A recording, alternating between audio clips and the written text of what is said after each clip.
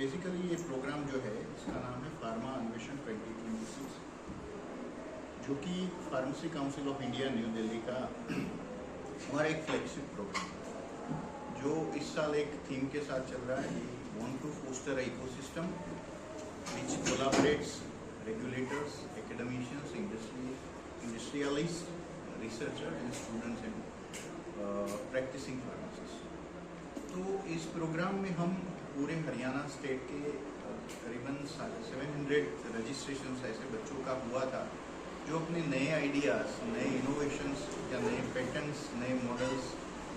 को कोई प्लेटफॉर्म पर प्रेजेंट करना चाहते हैं। तो pharmacy council of India pharma Anveshan 2026 के थ्रू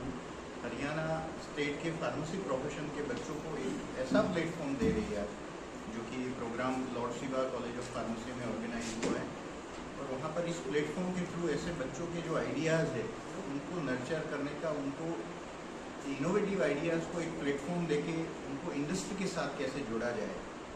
और ऐसे आइडियाज़ को आगे जाके, जो कि हम नेशनल लेवल पे भी ऐसे कॉन्फ्रेंसेस करने वाले हैं, जो विनर्स से उनको लेके जा साथ लेके, तो ऐसे आइडियाज़ को हम आने वाले दिनों में इंडस्ट्री के नज़र में कैसे आए और उसकी अगर कोई कॉमर्शियल वैल्यू बन सकती है, तो इस आइडियाज़ को अल्टीमेटली भारत के हेल्थ केयर सिस्टम में कैसे ले जा सके और भारत देश के कैसे काम आए, इस दिशा में ले जाने के लिए इस प्रोग्राम का बेसिकली आयोजन किया। दूसरा मेन रीज़न एक ये भी था कि हमारे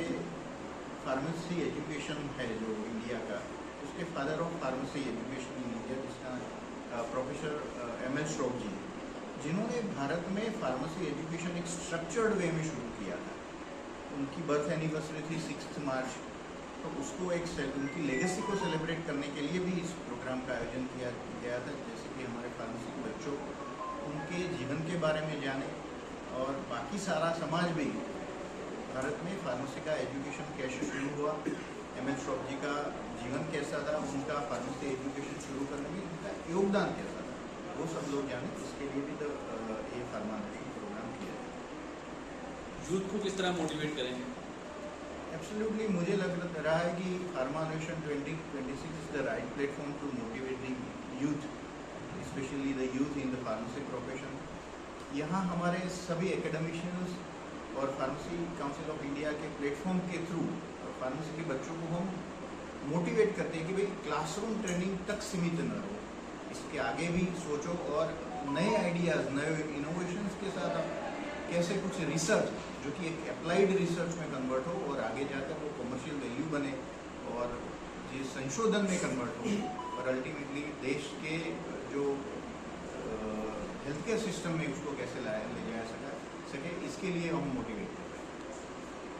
सर, ट्रेंड चल रहा है कि जो भी निजी हॉस्पिटल है उसमें अपनी खुद की एक दवा कंपनी है, जैसे वो बना के प्रिंट रेट पे दवाई दे रहे हैं, जिससे आम जनता पे जो है ना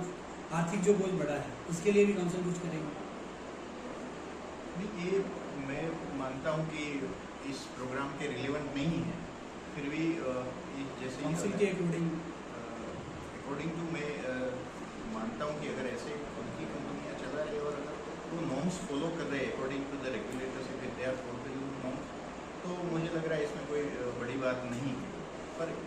अगर बिन जरूरी उसका प्रिस्क्रिप्शन हो रहा है तो that is again biggest concern.